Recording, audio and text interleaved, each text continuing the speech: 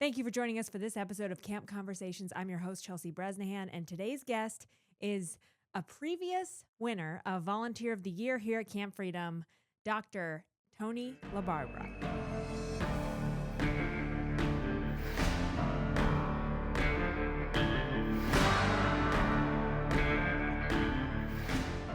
Hi, Chelsea. Thanks for having me. How's it going? It's going great. Happy to be here. Oh, man. So you're an MVP here at camp. I guess. I'm just one of the volunteers. Well, you're one of the superheroes because you're somebody with a nickname. That's true. That is Doc. true. And you do a lot here at camp, but you make sure that everything is good with the breeding program and all the deer here at camp. That's one of the things that I spend my volunteer time doing is making sure that the breeding program is successful, that we are raising baby deer up to adulthood, particularly the bucks, so that we have nice big deer for our veterans and first responders to hunt, and also a few for donor hunts to keep the camp going. Sure. And so we call you Doc because you're a veterinarian. Yeah, I'm a retired veterinarian. I did my veterinary school at the University of Georgia. I graduated in 1985 and moved up to Susquehanna County. I worked for 1 year as an associate veterinarian with the Montrose Veterinary Clinic, and then I started my own practice, and I did that for a little over 20 years. And my practice was solely large animals. I did mostly cattle. I did some horses, pigs, sheep, and goats. But I didn't have a clinic where folks would bring dogs and cats in for me to look at. I drove my clinic to the farms. Oh, really? Yeah. I mean, it's much easier for you to go to the cattle than the cattle to get For to those you. guys to bring the cattle to me. Yeah, and I was mostly dairy cattle that I spent my time on. But you are not from Montrose. No. People will tell that you are from Pittsburgh. Yeah, I grew up in the South Hills of Pittsburgh. I went to Baldwin High School, graduated with about 1,200 kids. 1,200? 1,200 in my senior class, yeah. That's a lot. I graduated with 500, and I thought that was a lot. Yeah, what it did is it prepared me for down the road. Graduating, going through school with that many kids in your senior class, it did get me prepared for going to Penn State. I went to Penn State right out of high school. I went to the main campus. So big classes weren't a big deal to me, like they were for kids that graduated from smaller schools. It was, for the most part, for a lot of things, when you're 1,200 kids in your class, you're a number, and at Penn State, you're a number as well. But it was just life as usual. My first class at Penn State was Biology 101. It was 3 lectures a week and 1 lab. And the lecture was held in Schwab Auditorium, I remember, and there was 1,000 kids. 1,000 Wow. kids in the auditorium for the lecture 3 times a week, 75-minute classes back then. Now, people might hear Pittsburgh in your voice when you say the word down, but I'll tell you what I noticed was you say "nat." Oh, yeah? Like, and that, you say "nat." Oh, okay. Well, we went down to the river, and I got all of my fly equipment and that. Oh, okay. I'll have See, to. you don't even I know didn't you even say know I it. You'll said say it. it at I least didn't 3 even know- times, I'm sure. I didn't even know I said that. Oh, yeah. Oh, It's N''at. okay. But you also say Dan. I'll ever since I left Pittsburgh, ever since I graduated high school, when I went to Penn State, there were many people that asked me if I was from Pittsburgh. Then when I went down to Athens, Georgia for grad school and vet school, I even had people down there ask me if I was from Pittsburgh. So people in Georgia are familiar with the Pittsburgh accent. There are people that asked me, yeah. People on campus, I would say, not off campus, but yeah, asked me if I was from Pittsburgh. And since I've been volunteering here, I've met some veterans that have asked me if I was from Pittsburgh as well. Sure. Well, It's been a long time. I mean, since I I've was been born in Pittsburgh, but I wasn't raised there. I moved around a lot, but I went to University of Pittsburgh. there. Too bad. What is so bad about it? I'm so proud to be a Pitt Panther. Yeah. H2P. I get it. My brother and sister went to Pitt, but I went to Penn State. Yeah. I'll tell you what, I have a twin brother. We both went to Pitt. We went to the Pitt Penn State game that happened within the last 8 years. And we were in a section where Beaver Stadium was filled, and there were maybe 6 Pitt fans in our entire section. And it was like anywhere you could see a little bit of yellow. Because if you're going to a Pitt Penn State game, you have to wear yellow to differentiate yourself. And at one point, we were winning. It was like 7-10 or something like that. And we were winning. We lost the game. But we were like, oh my God, what do we do if we win this game? What are we gonna do? And we didn't have to worry about it, but I was. it at was that exciting. Game. Oh, you were? I was at, my younger son went to grad school there. Okay. And he had season tickets. So yeah, back in the day, we went. He and I went. It was exciting. It was a good game. It was fun. All Penn State football games are fun. I love going to them. Oh, really? Oh, I love them. It's a trek, but it's worth it. It's a trek. Yeah, it's a trek. I don't go to night games anymore. When I was younger, I did, but last 10 years or so, it's too much of a drive home at night. So, but yeah, I still enjoy going to those games. One big party. So what made you want to go to Penn State, even though your whole family wanted you to go to Pitt? Yeah, that's true. My parents definitely wanted me to go to Pitt and live at home, of course, and commute to Pitt. I wanted to go to Penn State because I was interested in biology coming out of high school, particularly marine biology. This was back in the 70s. I graduated high school in 74. And at that time, the SeaWorld parks were opening up all over the country. Okay. And I thought it would be really cool to work at one of those parks and work with the marine mammals, maybe train Shamu. I thought, cool killer whale, the porpoises and all. So I went to Penn State because they had a really well-respected biology program. And you're a planner, Doc. Yeah, I am. So you had your whole future set out for you. Yeah. You knew you were going to do this to get there. That's exactly right. And it has changed so many times. And honestly, I've learned this, no matter how much you plan, things can always change. So, and they did for me. I was going to Penn State with my mind on, biology, marine biology. And my sophomore year, I did a program where Penn State is part of a marine science consortium down on the tip of the Delmarva Peninsula. And you get to spend a whole semester down there doing research with different professors and doing different, outdoor activities related with the ocean and get a whole semester's worth of credits and not spend any time in class. And I thought that was pretty cool. That sounds great. And they take about a dozen or so students every year in the spring down there. And I got accepted. I spent my fall semester of my sophomore year down there doing research, lots of different kinds. And one of the projects I was assigned to was to map the movement of a sandbar along the shore there. That's maybe out in the ocean a couple of miles. But if you're standing on a sandbar, you're only in ankle deep water. And I had a couple days off, me and some friends of mine, 2 other friends of mine that were assigned to this project. Like it was going to start like on Monday and it was Saturday or something. And we decided we're going to swim out to that sandbar. And long story short, we got caught in a riptide. Yeah. And it took us down the coast a few miles. And I was out in the ocean treading water all day long and into the night. It was a little bit of a scary day for me. Did you have a life vest on? No, I had a wetsuit on, but I didn't have a life preserver. I didn't have a PFD. And no boats? No boats. No, we just swam out there. And of course, we got separated. How far was the sandbar? The sandbar was a couple of miles offshore. What? So you're going to swim? Oh, let's just swim a let's couple just miles. Swim out there and back. Yeah. Well, when you're, in your early 20s. If it hadn't been for the riptide, it was doable. It was very doable.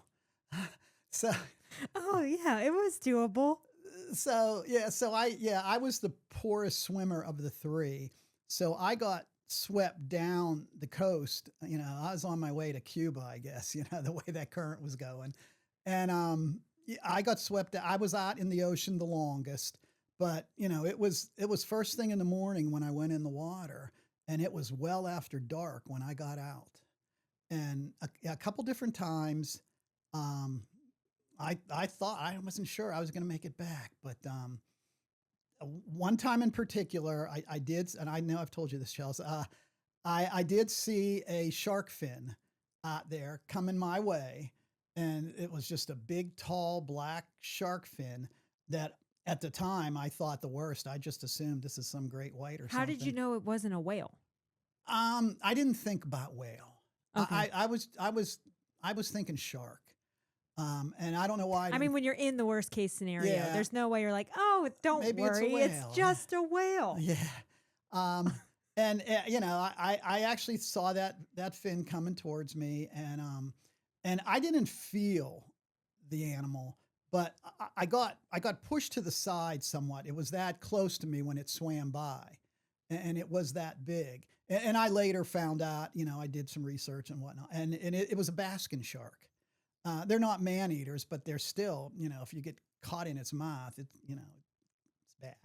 So yeah, They're huge. When you they told me this, I yeah, looked it up yeah. Google and basking my jaw shark. hit the Yeah, floor yeah. because if that thing swam near me and I'm in the ocean with no life preserver, and no buddy system because the Oh buddies yeah, you're and we with didn't even are, tell anybody we were oh doing my this. Yeah. God. Oh yeah. We had the three of us had gotten so separated we didn't know where anybody each of us were.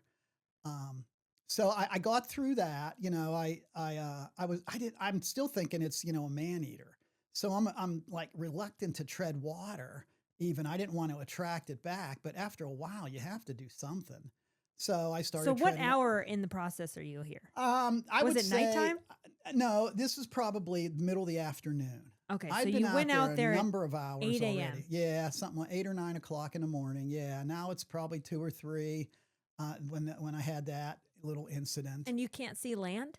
And at this point, I couldn't. I couldn't see the shore anymore, and the waves started to kick up. So I would say there were 6 foot waves, 5 or 6 foot waves. So I was going up and down and trying to swim through that.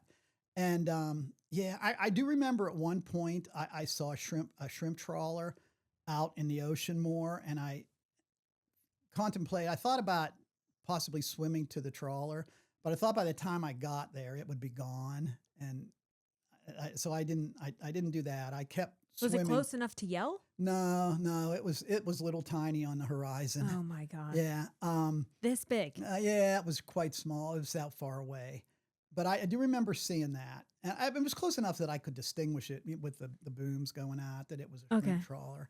Um, and it was harder on me when the waves you know the wind kicked up and the waves got bigger, to try to stay afloat. But I did know, I at least knew how to get through a riptide, that you can't swim right through them. You kind of have to go with them and go through it gradually. And of course, when you do that, it takes you down further and further from where you put Now, in. does it feel like there's rushing water in a certain direction and you just get pulled with it? What is it? What does a riptide feel like? It feels like you're treading water. I treaded water a lot to keep my head above water, and it's harder to keep your head above water. It takes more energy treading when you're in a riptide than when you're not, because it was just a lot harder to stay up where I could breathe Right. than not get pulled. And It's like you're not something is wearing a pulling you life down. preserver. No, but the neoprene wetsuit is buoyant. It does help hold you I mean, up. I wear a life preserver in the pool when I'm hanging out with my nephew. I was in my early 20s. Oh I man. was like 23 or something. What else like have you that. done that you're like, wow, Well, I made it through that? I don't know. That was pretty hairy. And it scared you right out of marine biology. Yeah, I mean, I eventually, obviously got back to shore, and I got to where I could see street lights behind the dunes, and it was dark, pitch black actually. It was late at night, but when I saw those streetlights, I knew I was going to be okay, and I just had to get through the current a little bit further, and so I did, and eventually I got to where the waves were breaking, and it kind of pushed me up on shore. And my two friends that I went in the water with came down. They were just walking down the beach hoping to find me, and they did. And it was okay. Everybody was fine. Um, but I didn't want to have anything to do with the ocean or marine life anymore. That day changed my plan. So I go back to Penn State the next semester, and I immediately changed my major. So Immediately. immediately, yep. I didn't even wait a semester. I changed it that semester. Didn't even put your bags back in your dorm. I'm Mhm. going straight to the office Yeah, of yeah. admissions. This is it, man. I've got to find something else to do. And I've always been science oriented. So I decide animal science is a good major to be. Okay. So I enroll as an animal science major, and that first semester as an animal science major, I I took a nutrition course, an introductory general nutrition course. I took it as an elective. I needed to get some electives in. I thought, I'll do this nutrition course. That seems like it might be nice, and I liked it. I thought it was really cool, and so for the rest of my time at Penn State, I took every nutrition course I could, and I eventually was taking animal nutrition courses as opposed to human nutrition. And by my senior year, I had taken them all the ones that the undergraduate college offered. So now I'm taking graduate level nutrition courses, and I'm in the smaller classes, like a dozen or 15 students. Oh, wow. Big difference. Yeah, yeah. But all the students except me are working on their master's or their PhD, and I'm the only undergrad in the class. But I had taken all the other classes that you could take as an undergrad, and I wanted to take more nutrition courses. And the faculty said, okay, let's let him do it, see how well he does. And I just thrived in those courses. So I decided after I got my degree that I would further my nutrition education, and I would get a master's in animal nutrition and then get a PhD in animal nutrition and work at some university teaching and doing research. Okay. So now That you was have another plan. this is another plan. Okay. I'm off of the marine biology altogether. I was never going back to that. Because you sought out Penn State knowing they had this specialized program, and you thought SeaWorld was going to say, Yeah. we need Doc. Yeah, because I mean, I needed a way to separate myself from Yeah. everybody else who was going to be applying for those SeaWorld jobs, and having actual field experience was going to be my extra little ticket to get me in there. It was going to separate me from the other applicants. But I just had an experience in the ocean that changed that, and I wasn't about to do marine biology Okay. anymore. So no more Shamu. Yeah, no more Shannon. Now we're off to animal nutrition. And do you have a specialty in there? Well, I did get interested in ruminant nutrition more than monogastric nutrition. So the four-stomached animals and how they digest food and process food is more complicated in my mind than like a pig or a person that only has one stomach. And that's where I focused most of my So that's cows, cows, deer. right? Sheep, goats. Sheep and goats have more stomachs too? Yeah, they have four, yeah. Man, because you look at the little sheep, and their bodies are like this big. People can hold these little baby goats. They have four stomachs in there? The babies, yeah, they're all little, but then as they get bigger, they grow. Their stomachs grow too.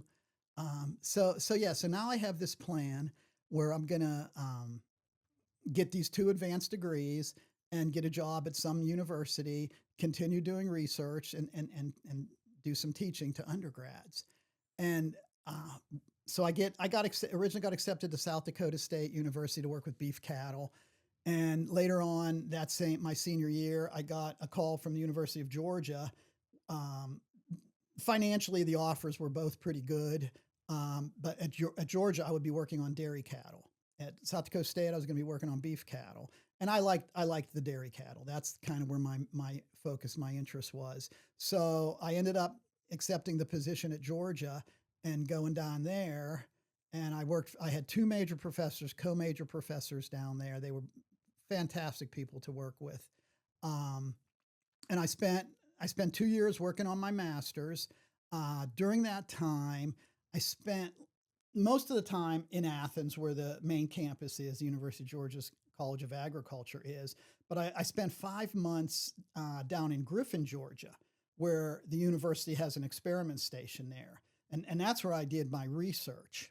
And I spent a lot of time with one of my major professors down there who was a Vietnam veteran. And I didn't know at the time he was a Vietnam veteran. But in spending time with him, I learned about some of the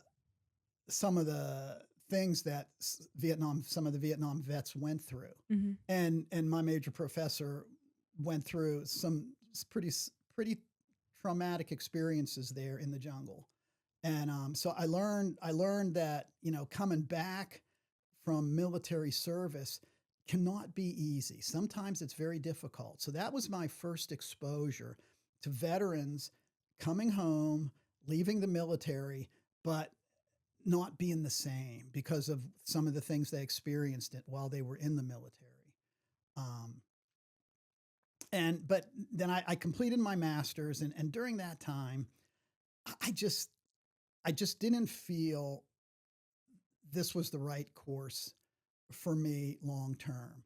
I wasn't the best at writing grant applications, and I really my brain isn't good at research.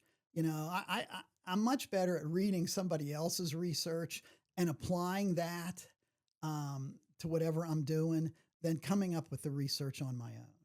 So I decided that career path wasn't going to work either. So originally it was going to be marine biology, and then it was going to be a couple of advanced degrees and do research and teaching. And now I'm going, I don't know what I'm going to do. So I took some time away from academia, and I worked on some different dairy farms. Um, and one of the dairy farms I happened to be working on was the University of Georgia's dairy farm. They milked about 120 cows, and I got to manage that. I heard through the grapevine. I was working on another dairy, and I heard through the grapevine that they wanted to replace the manager of the farm for some reason. I can't remember if he got another job somewhere or what. So I applied for that job, and I got that, and I worked as manager of that farm for like I don't know, about a year. But after a few months, I would I would need veterinary help. I'd maybe have a sick cow, or Yeah. I needed some herd health work done, pregnancy checking, and that sort of stuff. And since it was the university's dairy, I would call the university, the vet school's ambulatory crew, and a veterinarian would come out with some senior veterinary students, and they would do their thing, and do the physical exam on the sick cow or do the palpations on the cows that we were pregnancy checking. And I got to meet some of the ambulatory faculty. And one day, one of the veterinarians just asked me what I was going to do with my life. And I said, "Well, Dr. Divers, I'm not sure." And I told him that, how my plans had changed at different times in my life. And he made the suggestion, "Well, why don't you apply to vet school?" And that's when I started seriously thinking about it.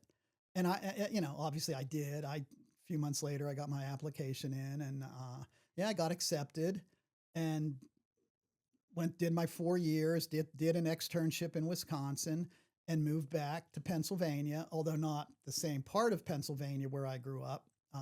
Moved to Susquehanna County to Montrose, and like I said, worked as an associate for a year, and then started my own practice. So when you had your own practice, I'm thinking you travel across the region or even the state. I did a lot of driving. I had a limit though. I mean, I couldn't drive to Lancaster County from Susquehanna County. And there were plenty of dairy farms back in 1986 when I started my business. There were plenty of dairy farms close to Montrose. I didn't have to go very far to have plenty of work. But I did go into Lackawanna County some. I went into Wyoming County some, and Bradford County, a little bit into Wayne County, but not much. The majority of my practice was in Susquehanna County. So now when you drive, do you pass these farms and you remember crazy stories about what happened in this one or that one? Yeah, there are so many crazy stories over 20 some years that uh, fond there lots of fond memories. I enjoyed private practice so much. I'll tell you one story. Let's see. We had two kids at the time, Linda and I, and Linda was pregnant with our third child, and she was quite a ways pregnant.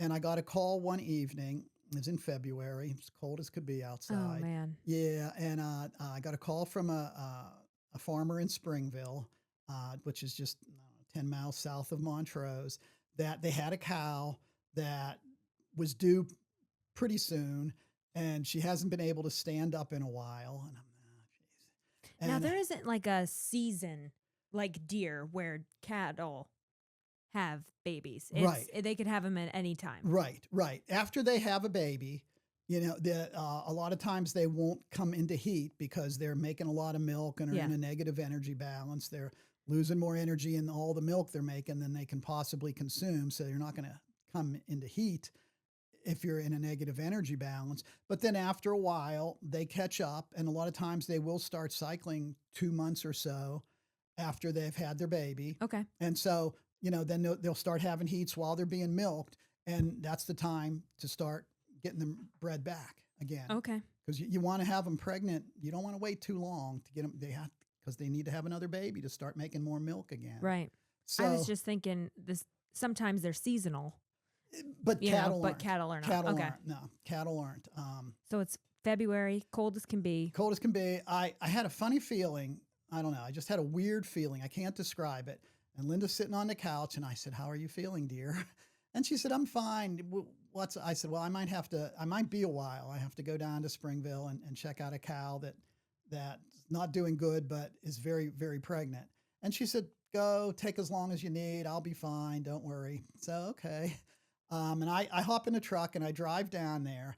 But like I said, I had a funny feeling. And I examined the cow, and her cervix wasn't dilated at all, but the calf was alive. The cow didn't look too good, but the calf was alive in her. And I could tell the calf had really big feet. It was a good sized calf. I estimate 125. From like an ultrasound or just Just poking it? palpating, just poking up. Okay. Yeah, not Okay. poking, but palpating. Okay. Yeah, I could tell. I could reach through the rectum and wall and feel down into the uterus. Oh, And okay. yeah, because her cervix was closed. I couldn't feel anything that vaginally. So I told the owner, I don't know if it was, if it was a bull calf or a heifer calf. I said, but it's alive. I said, that's about all I can tell you right now. And obviously the cow doesn't look so good. And she said, well, can you do a C-section? And I said, well, that's going to be the only way, because I don't think she's going to last to have this calf on her own. Really? Yeah. So she said, okay. She said, I had this. It was an older cow. She was much older than the average dairy cow, and they had never gotten a heifer calf out of her. All the calves she had ever had in her life were bull calves, and they really wanted a heifer calf in the worst way. So I said, well, I can't promise the sex, but I can get it out for you, and it'll be alive and it'll be fine. So they decided to do that, and C-sections on cows, especially ones that are down and can't get up, they take time. They take time. There's a lot of cutting and a lot of stitching. So I knew this was going to be a while. And I prepped the cow, anesthesia and everything. I had the scalpel blade in my hand, and I'm ready to make the initial skin incision. And I heard the phone ring at the end of the barn, the other side of the barn. I went, uh-oh. And the daughter went down and answered the phone and came back and said, Tony, that was your wife. Her water just broke. So real quick in my head, I thought, okay, I knew how long it took to, labor was for our first one. And I knew how long labor was for our second one. And I thought, I can get this done. I think I can do this. We'll have time. Oh yeah, I can swim 3 miles without a life vest to a sandbar in the middle of a riptide. Why can't I just do this right now? And I can remember the owners going, Tony, yeah, if you have to go, I'm there now. I think Oh my that- gosh, yeah. How are you gonna be like elbow deep in a cow? And say like, oh, sorry guys, I gotta go. I hadn't started yet. I hadn't made the initial incision yet. I was just ready to, but I thought I could do this. I'd done C-sections, like I had done tons of them by this time in my career, and for different reasons. But so I did the C-section, and it was a huge calf, and it was a heifer calf, and they were thrilled, and but now I have a lot of sewing to do because and I sutured the animal up. And I gave, I had a catheter in it, and I gave it a lot of IV fluids and oral fluids and stuff, and antibiotics and pain relievers and all. And long story short, the cow did great, and the calf did great.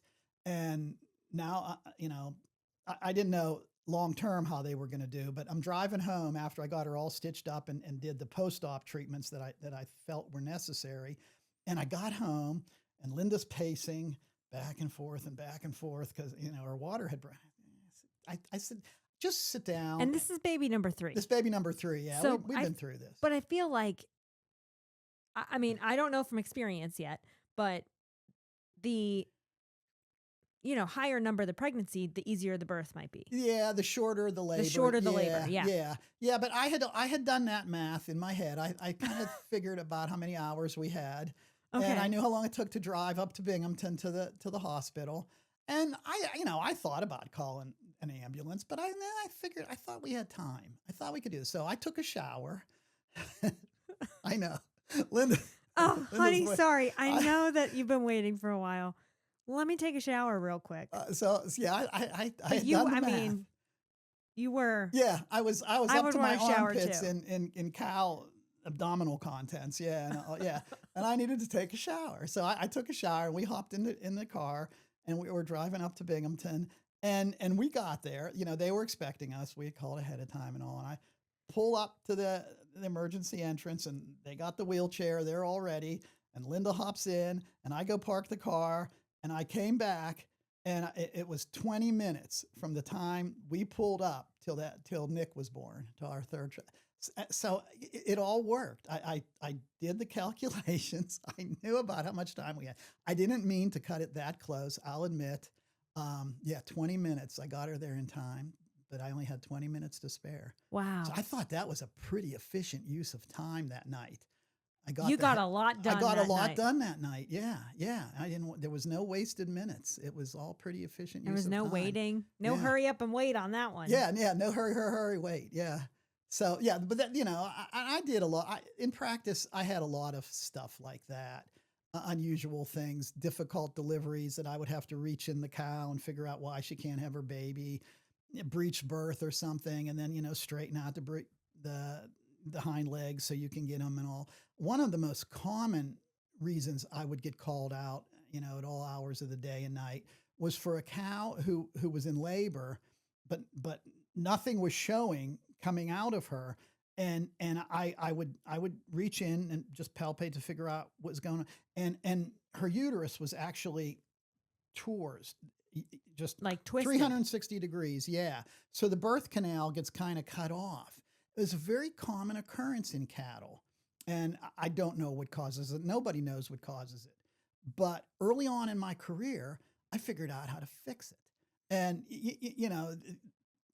I could reach in there and I could use the calf, and they're alive practically every single time. They're still alive because everything's okay except the birth canal's choked off, and I could use the calf to move the amniotic fluid around, and when the amniotic fluid started shifting, then the whole uterus would shift, and it would just go wonk and straighten itself right out. Now the birth canal's this big, and the baby can come through. So I did that a lot. I got called out. I know a week did not go by when I would not do at least one. And I think in one day, I did 4 in one day once, 4 of those uterine torsions. in the same county. Yeah, in the same county, yeah, in one day, yeah. And if I couldn't deliver the calf naturally, of course, then I would have to do a C-section. And sometimes, birth defects and stuff cause deformities where the calf wouldn't fit through the birth canal, so you have to do a C-section. And I do what you got to do. Got to save the cow. So, I mean, 4 in one day. I mean, wow. I feel like you could get tired of that fast. I loved it. I loved it for many years, but I didn't think this would happen to me, but I did get burned out. It was never uninteresting. One of the things I would do frequently was abdominal surgery for a displaced abomasum. That's when their fourth stomach physically moves out of its anatomically correct position. And you have to cut the cow open and put it back into position and suture it so it won't shift again. And that's a very common procedure in dairy cattle practice. So I would do those every day. I would do a number of those. Yeah, every day. The whole surgery only took like half an hour. Do you have to put the cow under anesthesia? Local anesthesia. We would use So local. it's awake and Yeah, just it's numb. fully awake. Yeah, fully awake. Yeah. Are they mooing and stuff while No, they're doing no, this? they just kind of chill. They just take it easy. Yeah, they don't, sometimes they might shift a little bit or something. I would notice them when I would do C-sections, them shifting when I was pulling the calf through the uterus. I would notice They'd just a feel little it. shifting like that. You're Yeah. like, oh, Talked to feels Isabella better. about that too when she had compared her C-section to cattle. Yeah. Anyway, yeah, I enjoyed it. It was challenging. It was very interesting. I mean, you're helping family farms. They were all family farms back then, and you're keeping their business going. And it was rewarding because of that. But doing it every day and not taking a break did get to me. I didn't realize that it was getting to me until it was a little too late, and I was totally burned out. I just couldn't do it anymore. Fortunately for me, I had a fallback. I had a job offer with the state to work in Harrisburg for the Department of Agriculture under the state vet. The actual title of the position was chief of their division of regulations and compliance. And he called me up shortly after I had the realization that I was burned out. I had talked to the vet frequently about different jobs that I had turned down. And he called me up with an even better offer shortly after when I realized that, my time as a practitioner was coming to an end and I had better find something else to earn some income. So I get this call from the state vet in Harrisburg about this job opening. And I said, now the timing's right. I'm ready for a change. So I applied for that job and I got that job and I had it for 5 years where I rented an apartment in Harrisburg and I was the supervisor of the state's veterinarians that are in the field across Pennsylvania.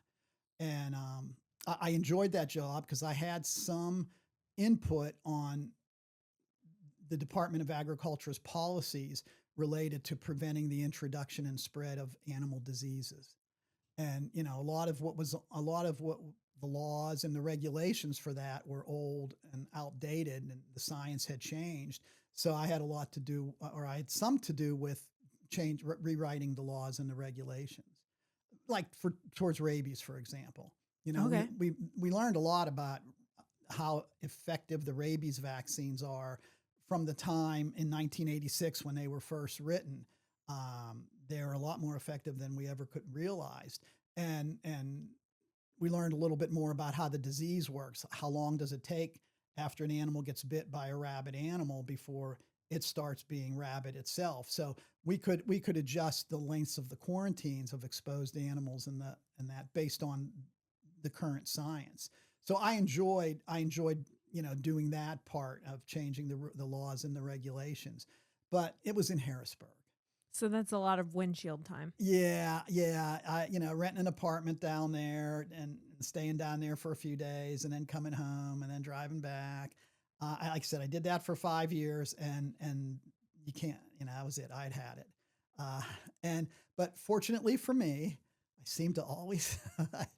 I mean, Doc, you'll talk about this, I'm sure, but it just seems like you have all these little plans, but there's a bigger plan at play here. I guess. I thought I had a big plan. I thought I had a long-term plan many times during my life.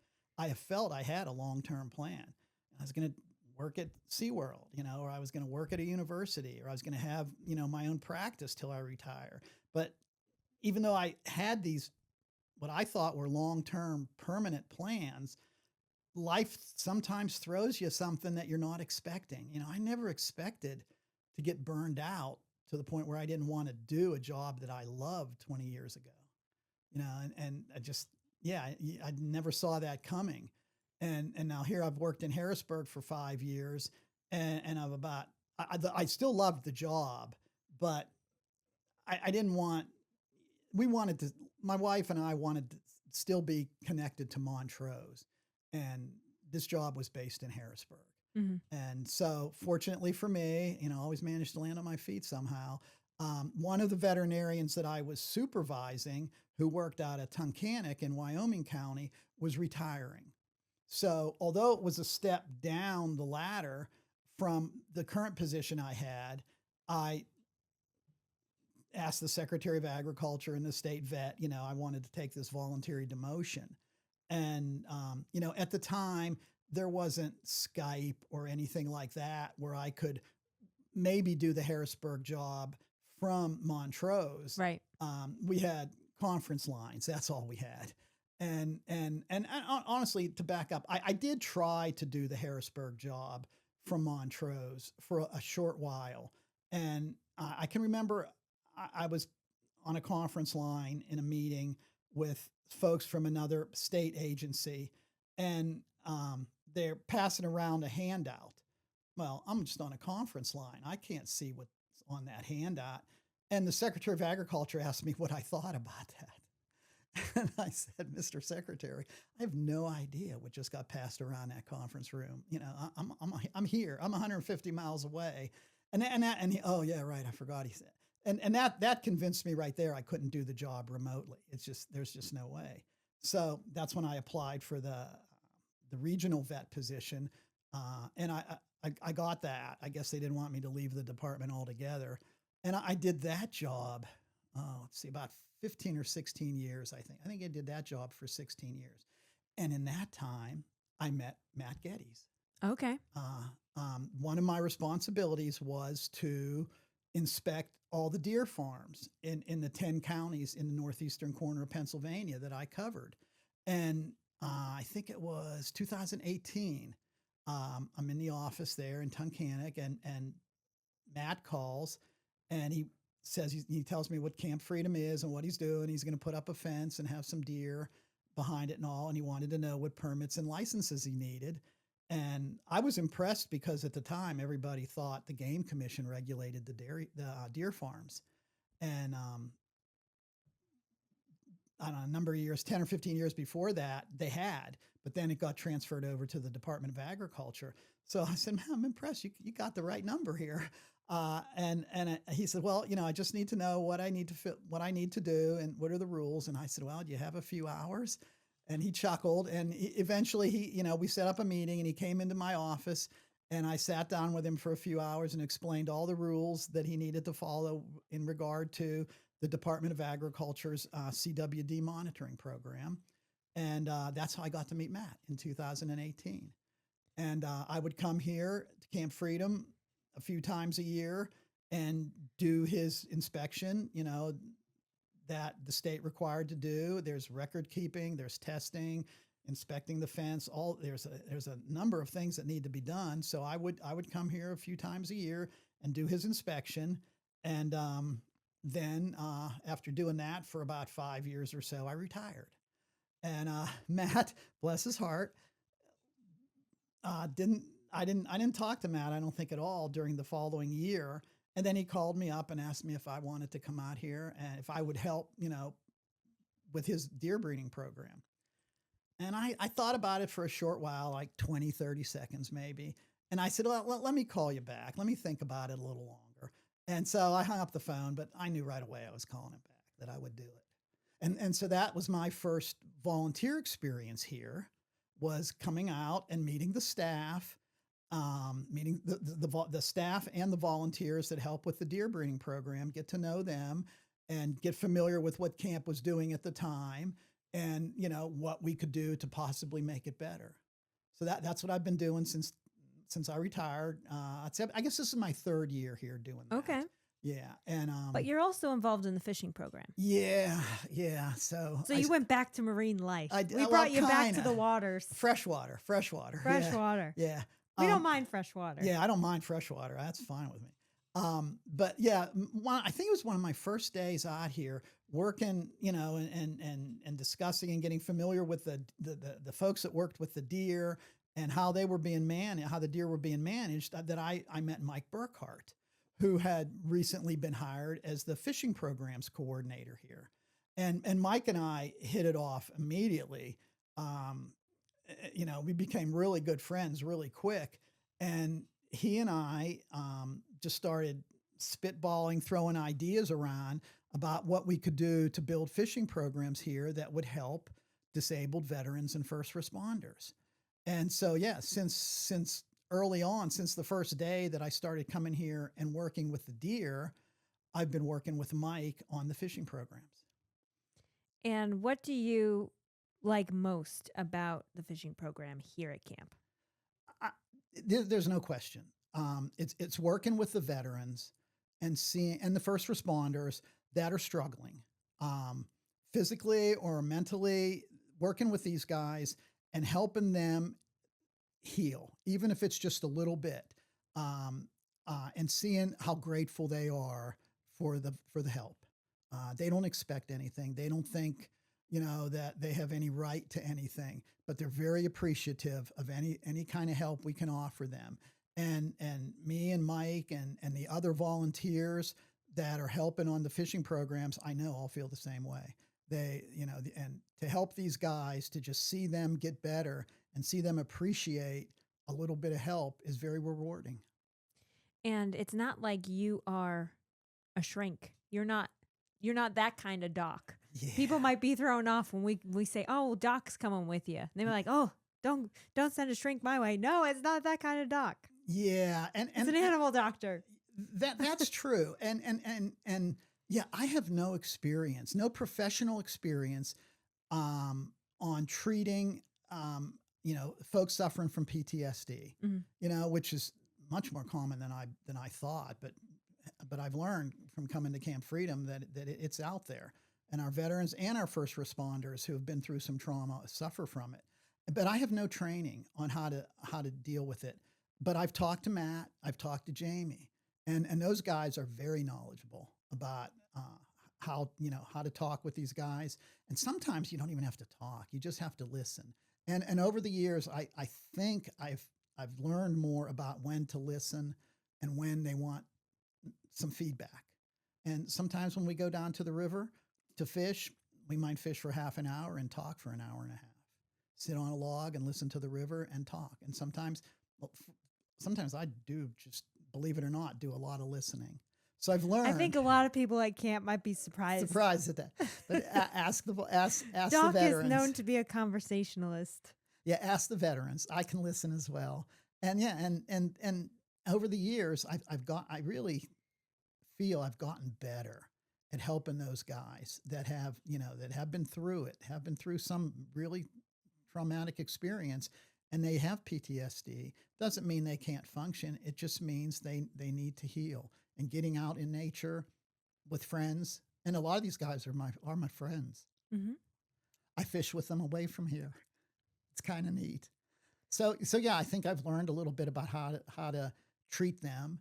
I think I'm much better at it than when I first started out. And when you say you've gone places with that outside of camp, like when you went up to Minnesota? Yes. So you went on a trip at Minnesota. Now, was that freshwater too? Yeah, that was freshwater. And even like locally, some of the guys that come here and participate in our Fishing Friday programs, I'll fish with them on a weekend, on a Saturday or something. We'll hit the Lackawanna River and do some trout fishing for a couple hours. Or I'll drive out to Bradford County to hook up with another guy that participates in our Fishing Friday programs, and we'll fish the Chemung River for smallmouth. So it's not just, meet these guys when they come to camp and that's it. We have everybody has everybody else's phone number. We text, we keep in touch outside of camp, which is really a cool thing. And that's even beyond the ambassador program. So they have the ambassador program here at camp when they come and stay for a hunt or do a float. A volunteer or staff member exchanges phone numbers and keeps in touch with them for a year after their visit, just to keep that touch point and keep that care. That's important.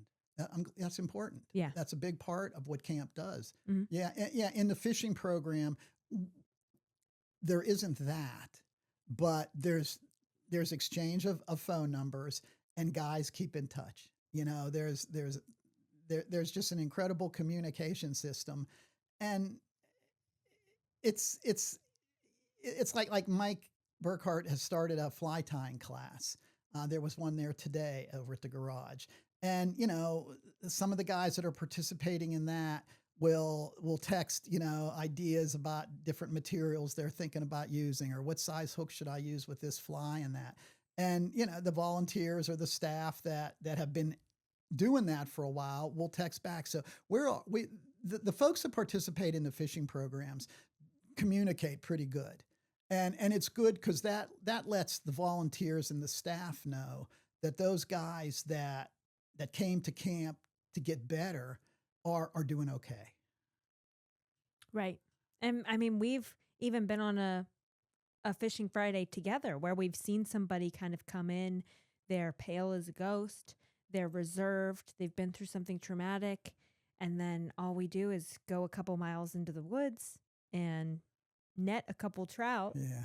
and we get back to camp and it's like, "Oh, hey, how are you?" That's one of the things that keeps me coming back. Right.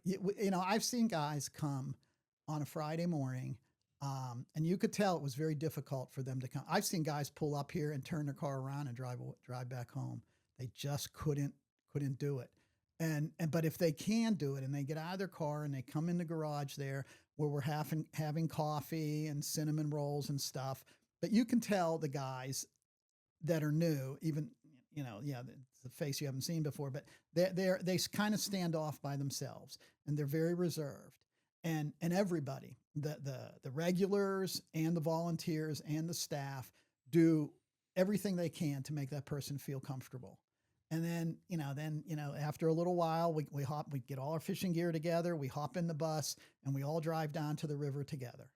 And there's conversations going on there. But as a general rule, people that are there for the first time are still reserved in that bus with a bunch of strangers that they're seeing for the first time. But then we get down there, we get our fishing gear on, and we go fishing. And we spend time and we talk. And usually the new people that are there for the first time are one-on-one with one of the seasoned staff or volunteers. And yeah, sometimes we're fishing, sometimes we're talking, sometimes we're doing both, sometimes we're sitting down listening to the river and talking. But after a few hours of that, we're ready. We're going to come back to the garage and have some lunch, and we pile in the bus. And now the conversations are crazy. I mean, the guy that was reserved on the way down is more outgoing. I mean, you can see it. It happens 100% of the time. Is participating in the conversations and conveying experiences he's had that are similar to what this other veteran was talking about a minute ago. And it does work, and that's how it works. And then most of the time, these guys are coming back on a regular basis. What um comes to your mind when you have a veteran that you see return for the second Fishing Friday? Do you see that as success? Do you see that as yes? Yeah, that's what we want. We want them to keep coming back. Right. Because when you're suffering from PTSD, the healing process is going to be forever. So you're not healed after one visit to camp or one visit to anywhere. You need to keep coming. You need to keep experiencing just the mental relief of being in the outdoors with friends. And each time I think people come, whether they come for a fly tying class like today or a trout fishing morning down at the Lackawanna, each time that they come, I think they get a little bit better and a little bit better. And so um, I've talked to Jamie and Matt about this. It kind of it helps break that isolation cycle, of just staying at home all the time and being fearful of going out into the general public and all. After coming here and being with like-minded people and friends and being in the outdoors, guys are less likely to isolate, and to help prevent that a little bit more in the winter is a I would think is a more dangerous time for people to isolate.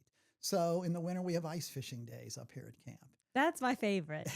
I Like love if it. you I had to love ask ice me what my fishing. favorite thing to do at camp is, it's go out on the frozen pond and drill a hole and wait for the tip up to fly up. Wait for the flags to fly. Yeah. Yeah. Or I know you've caught bass on the jigging pole. Yeah. Yeah. Yeah. Chelsea's a good fisherman, I have to say. I do. I mean, I was taught well. My uncle Speedy taught me how to fish at Francis Slocum State Park out in Kingston Township. And where we were catching little sunnies. I have like pictures of me holding the pole, and the sunny is, I didn't reel it up far enough. The sunny is like way over there on the ground, but I was so proud. Yeah. Oh, I've seen you in action. Yeah. You're a good fisher person. Yeah. Yeah. Well, see me in action. I feel like that would make a really funny meme. Like, look at her go with a fishing pole. But it's such a calm and, it's just a weight. But then it's hurry up and cross his eyes. Yeah. And of course the fish finders they help a little bit. Yeah. I've been Some would say accused that's it's cheating, but it's isn't it neat to see your little bait down there when you're watching it on your screen and you can see it, and then you see this fish come. It's getting closer and closer and closer to your bait. Isn't that I a little think bit that's exciting? the marine biologist in you. I think That's that 20-year-old that wasn't afraid. Yeah. So we do have the ice fishing programs in the winter that get guys out of the house too and continue the healing process. But sometimes it can be cold. Yeah, it can be. It can be. Yeah. But then My we're hands all get in it cold a lot. together. Yeah, that's true. The thing is, like, would I go ice fishing by myself? No. Would I go somewhere that's, where it's not necessarily in the middle of nowhere and there's buildings around and restrooms around and people around to be with? Yes, I would definitely do that. And the hot lunch that camp prepares is good too. Yeah. And the cinnamon rolls. And it's funny. Yeah, we always plan that we're going to go back out after lunch. We rarely do. We spend the morning out there in the cold. We come in, we eat a hot lunch, and we're done. We're usually done. Then it's nap time. Yeah, it's nap time. Yeah. Everybody's had a great morning. People have caught. I don't think we ever get skunked. We always catch some fish. Some days are more exciting than others with those flags going off and kids and parents running to the flags and all. Right. The important thing is that family members are also invited to come to these days. Oh, absolutely. Spouses, kids. Yeah. Everybody's encouraged to come. It's not, we don't exclude any family members from veterans and, any veterans and first responders. Their family members are just as welcome. And then that's really special for them to make those core memories together in a environment that is calm and welcoming and caring. I think so. And as much as the veterans and the first responders are grateful and have thanked, I've heard many thank yous, and the staff members and the other volunteers have as well. And we've even got thank yous from spouses that say, you've given me my husband back. Thank you so much. That hits home. Yeah. That's really special. But it happens. And that's what I think, part of this greater plan.